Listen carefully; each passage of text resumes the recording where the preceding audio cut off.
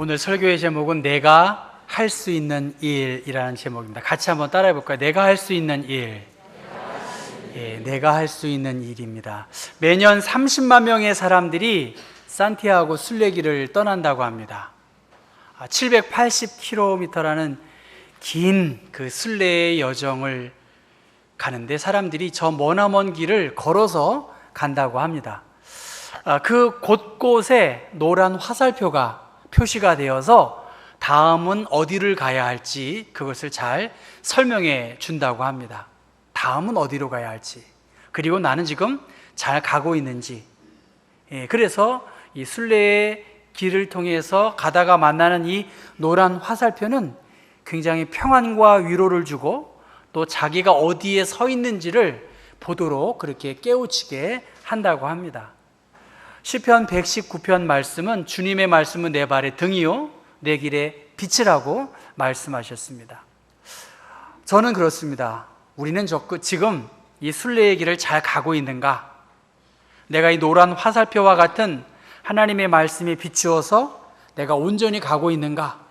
오늘 지나고 내일 또 하루를 시작할 때 하나님의 말씀이 내 발의 등으로 빛으로 역사해서 우리가 온전히 하나님이 원하시는 그러한 길을 가야 되지 않겠나, 그런 생각을 많이 하게 됩니다. 여러분, 히브리서 11장 말씀은 믿음에 대한 것이죠. 믿음의 정의, 또 믿음으로 살아간 사람들의 그 행적들이 기록된 것이 히브리서 11장의 말씀입니다. 지난주에 제가 10장 말씀을 했는데 그 뒷부분을 보면 우리가 서로 어떻게 하라 했죠? 서로 돌아보라는 거예요. 잊어먹으셨나요 벌써?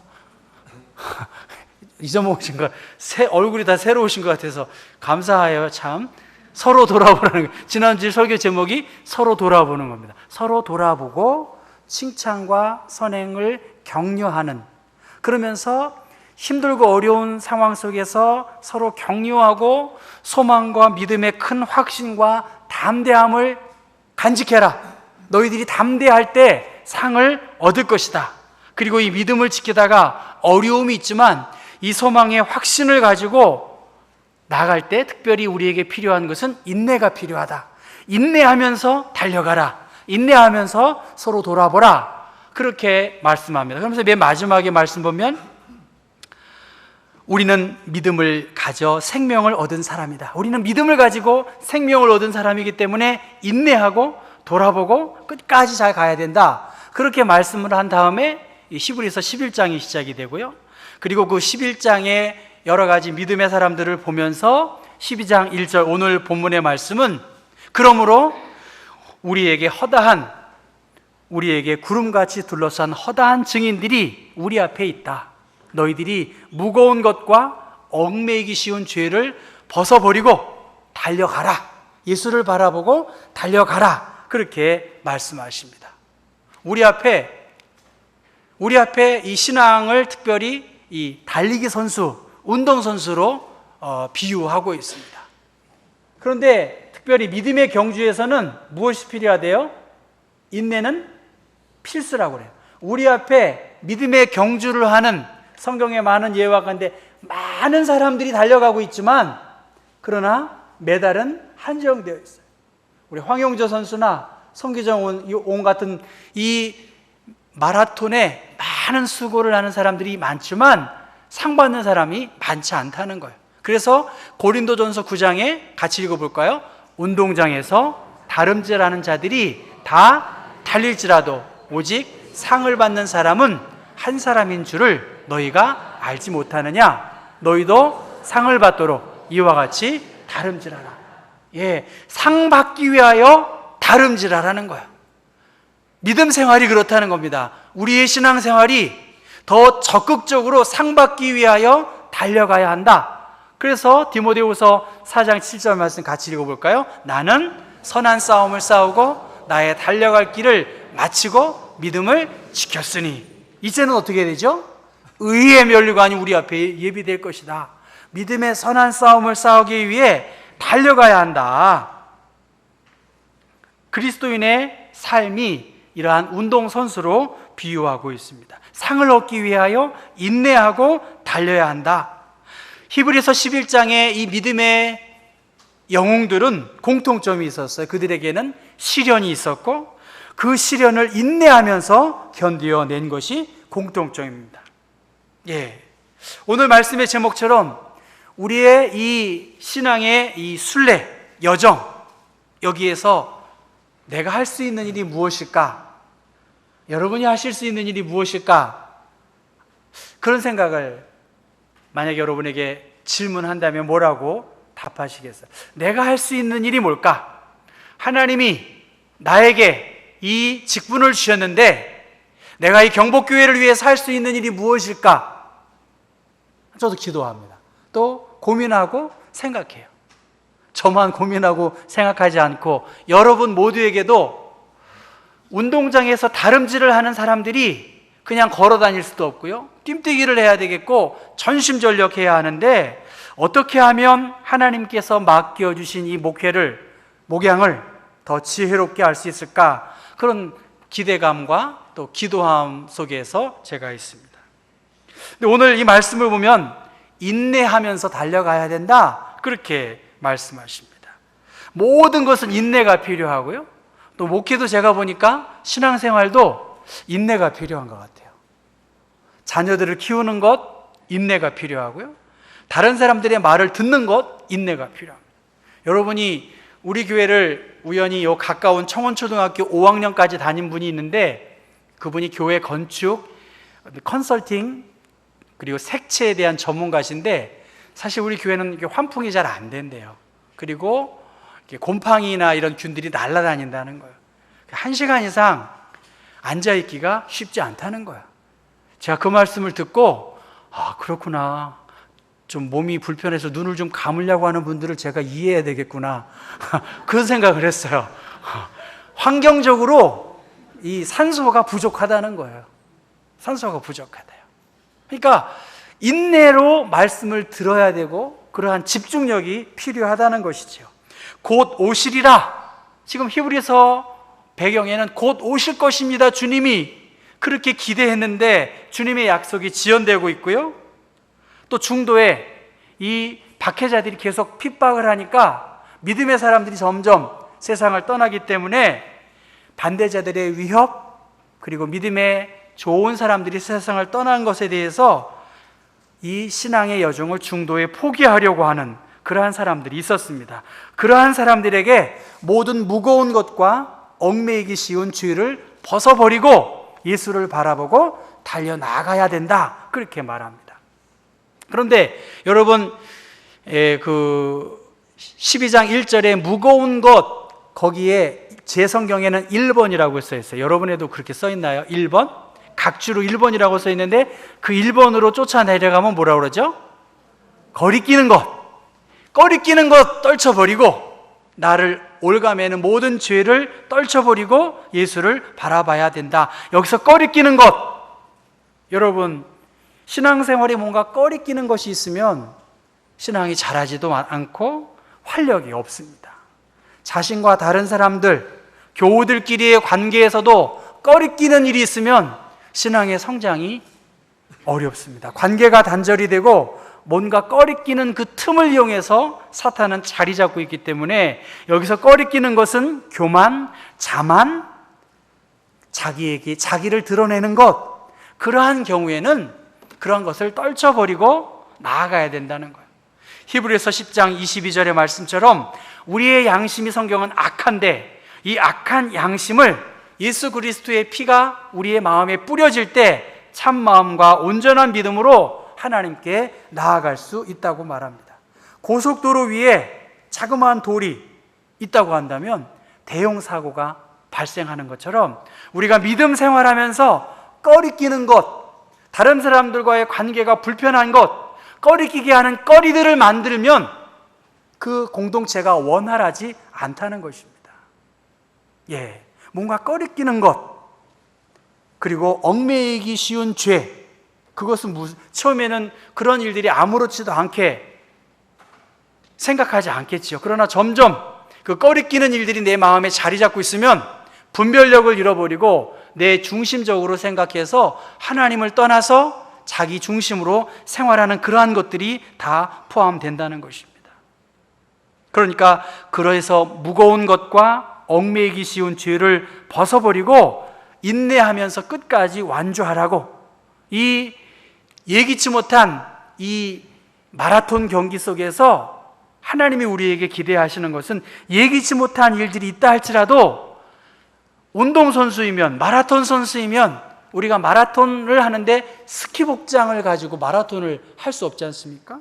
그런 것처럼 생각을 집중하고 옷차림도 운동을 잘 할 수 있는 것에 맞추어서 가볍게 하는 것처럼 우리 신앙생활이 꺼리끼는 것, 그리고 우리의 생각에서의 둔감함의 어떤 죄를 요긴하고 묵인하는 그러한 것들에 대하여 떨쳐버릴 때 하나님께서는 끝까지 그런 것을 떨쳐버리고 인내하고 경주하는 사람들에게 하나님은 상을 주시겠다라고 말씀하셨어요.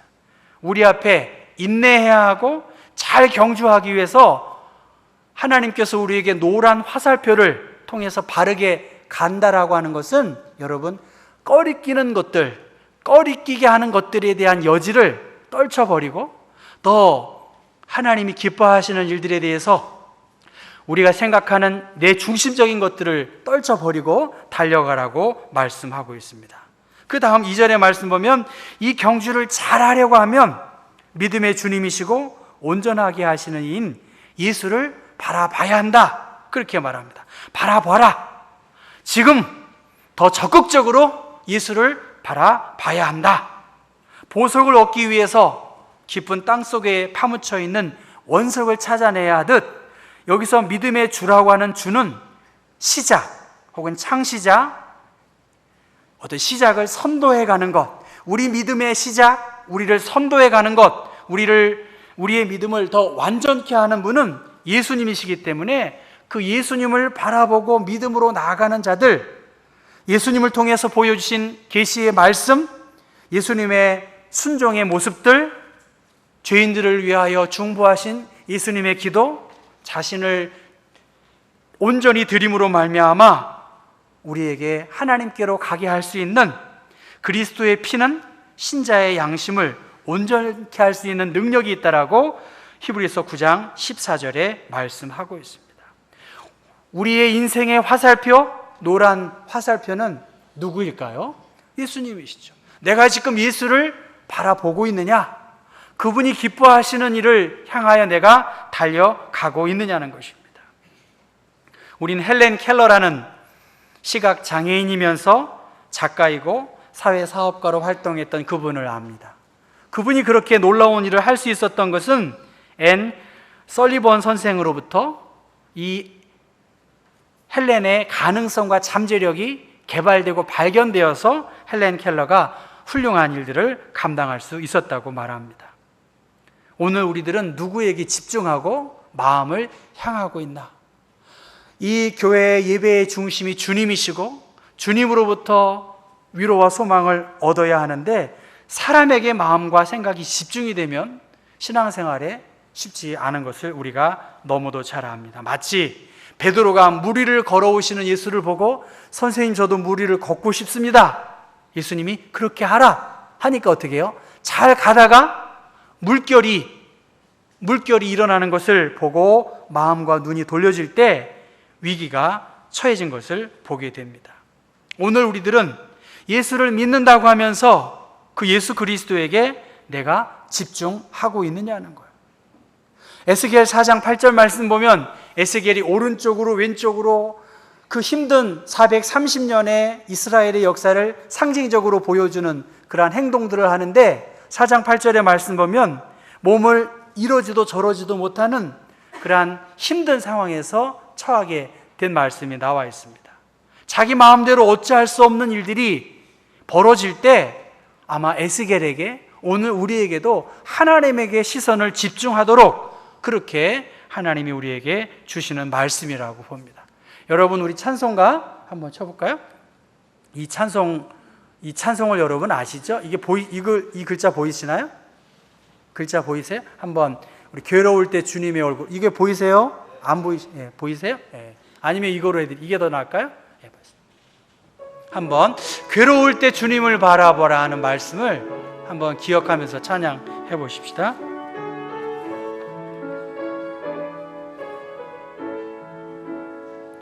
괴로울 때 주님의 얼굴 보라, 평화의 주님 바라보아라. 세상에서 시달린 친구들아, 위로의 주님 바라보아라. 눈을 들어 주를 보라. 내 모든 염려 주께 맡겨라. 슬플 때에 주님의 얼굴 보라. 사랑의 주님 안식 주리라. 힘이 없고 내 마음 연약할 때 능력의 주님 바라보아라. 주의 이름 부르는 모든 자는 힘주시고 늘 지켜주. 눈을 들어 주를 보라. 눈을 들어 주를 보라. 내 모든 염려 주께 맡겨라. 슬플 때에 주님의 얼굴 보라. 사랑의 주님 안식 주리라. 오늘 이 찬양처럼 괴로울 때, 힘이 없고 내 마음이 연약할 때 우리가 해야 할 일은 인내하면서 예수 그리스도를 바라보는 거예요. 눈을 들어 주를 보고 주님께 염려를 맡길 때 주님께서 우리에게 안식과 위로를 준다고 말씀하십니다. 신앙생활은 무엇입니까? 하나님의 능력을 내가 의지하는 것이죠. 나는 약하지만 주님은 강하시기 때문에 주님께 두 손을 들고 항복하고 하나님께 나아갈 때 주님께서 이 시련을 넘어서 하나님의 선한 계획 안에서 이 일이 있음을 우리가 깨닫게 한다는 것입니다. 육체적인 고통, 곤고함의 것들로부터 눈을 돌려 예수를 바라보고 주님을 생각하면 주님께서 우리에게 평안과 위로를 허락해 주신다고 말씀하셨고, 견딜 수 있는 힘, 살아야 할 이유와 소망을 얻게 하십니다. 예수님은 그 앞에 있는 기쁨을 위하여 친히 참으셨다라고 말씀하셨어요. 그 앞에 있는 기쁨을 위하여 십자가를 참으사 부끄러움을 개의치 아니하시니 하나님 보좌 우편에 앉으셨느니라 말씀하십니다. 예수님도 인간의 한계를 갖고 계셨음에도 불구하고 십자가의 고통을 참으시고 이미 정해진 그 기쁨, 그 앞에 놓여진 영광, 그것을 바라봤기 때문에 극심한 박해와 위험 속에서도 이 주님이 주시는 기쁨, 주님 앞에 놓여진 기쁨을 초월할 수 없는 이 기쁨보다 더 큰 기쁨이 없음을 확신했기 때문에 그 앞에 있는 여러 가지 힘든 일들을 극복했다라고 말합니다. 그것은 바로 썩지 아니할 면류가 아니고, 기쁨의 면류가 아니고, 생명의 면류가 아니고, 의의 면류가 아니고 영광의 면류관이 예비되었음을 믿었기 때문에 그 앞에 어려움을 넉넉하게 극복하고 인내했다는 것입니다. 내가 할 수 있는 일이 무엇일까? 여러분, 내가 할 수 있는 일이 무엇일까? 한번 한 주간 생각해 봤으면 좋겠어요. 우리가 알고 있는 나사로는 죽었다가 예수님께서 다시 살려주신 사람이에요. 그 나사로는 주님께서 말씀을 가르치실 때 예수님의 옆에 앉아있기만 해도 사람들이 예수를 만나는 것뿐만이 아니라 죽은 나사로가 어떤 사람인지 살아난 나사로를 보기 위해 사람들이 몰려들었기 때문에 대제사장이 예수뿐만이 아니라 나사로를 죽이려고 모의했다는 말씀이 나와 있습니다. 여러분, 여러분에게 한번 물어보고 싶어요. 여러분이 하실 수 있는 일이 무엇일까? 우리 김국진 장로님 장로 취임하셨을 때 하나 되게 하는 일을 힘쓰겠다 그렇게 말씀하셨다는데 맞아요? 힘쓰고 계시는 거죠? 그렇게 했다고 들었어요. 누가? 저도 다 듣는 이야기가 있어요. 예. 다 여러분들도 기억하시나 봐요. 여러분이 하실 수 있는 일이 무엇입니까? 하나 되게 하는 일? 나사로가 무슨 대단한 일을 했나요? 나사로는 오히려 예수님 옆에 앉아서 말씀을 듣고 은혜 받는 자세로 그 앞에 앉아 있기만 했습니다. 전 우리 교우들이 뭐 대단하고 큰 일을 하실 것을 기대하는 분도 있지만 그렇지 않은 분들도 많으세요. 우리 연로하신 권사님들이 무슨 일을 하실 수 있겠어요? 그런데 제가 오면서 항상 인사하잖아요. 잘 계시냐고. 제 인사를 우리 권사님들 이렇게 오시면 너무 아이고 이 어르신들이 90이 넘으셨는데 제가 꼭 인사하려고 그래요. 우리가 할 수 있는 일이 뭐겠어요? 나사로가 할 수 있는 일이 무엇이었겠습니까? 그런데 우리 연로하신 분들, 은퇴하신 분들이 할 수 있는 가장 강력한 힘, 무기는 따라하겠습니다. 주님을 바라보는 것. 여기서 바라보는 건 지난번에 서로 돌아보는 그것이 아니라 주님께 우리의 눈을, 마음과 뜻과 생각을 픽스하는 거예요. 맞춰서 주님을 집중해서 묵상하고 바라보라는 것입니다. 내가 주님께 집중하고 주님의 계획하심에 집중하면 하나님께서 우리에게 지혜와 피해야 할 길과 새로운 아이디어를 저는 주시리라고 봐요. 과거의 믿음의 영웅들은 이 땅에 없어요. 저는 우리 경복교회를 위해서 수많은 어르신들이 교회를 사랑하고 목회자를 사랑해주고 존중해줬다는 이야기 제가 많이 들었어요. 우리 권사님들, 그런 분들 제가 많이 들었어요. 생각은 다를 수 있겠지만 여러분, 돌아가신 분들 남아있는 것이 무엇이겠어요? 그분들이 행하신 좋은 선행, 사랑하는 마음들, 그거 아닐까 그렇게 생각합니다. 우리의 믿음의 선진들은 이 세상을 떠났고요. 이제 우리는 경복교회의 믿음의 공동체를 우리에게 맡겨주셨어요. 이 경주에 여러분이 선수로 뛰셔야 돼요. 제가 선수가 아니라 여러분 모두가 집단으로 함께 뛰도록 이 경주를 잘 마무리하도록 관람석에 서 계신 분들은 이 세상에 없는 분들이에요. 여러분이 만약 나는 응원만 할게, 그분들은 살았다 하는 이름은 있지만 생명이 없는 분이나 마찬가지고, 따라하겠습니다. 내가 선수여야 한다. 예, 여러분이 뛰시고 여러분이 앞장서서 나아가면 히브리서 11장에 많은 믿음의 사람들이 혹은 우리의 선배들이 허다한 구름과 같은 무리들이 우리를 축복하고 기대할 것이라고 성경은 말씀하십니다. 너희가 피곤하여 낙심하지 않기 위하여 죄인들이 이같이 자기에게 거역하신 일을 참으신 그 이수를 생각하라고 말씀하셨습니다. 세상의 삶 쉽지 않죠. 믿음의 삶 쉽지 않습니다. 그래서 피로감을 많이 느끼는 분들이 많이 계세요. 여러분 피곤하시죠? 그동안의 여러 일들이 지치고 힘드셨다라고 제가 듣고 있어요.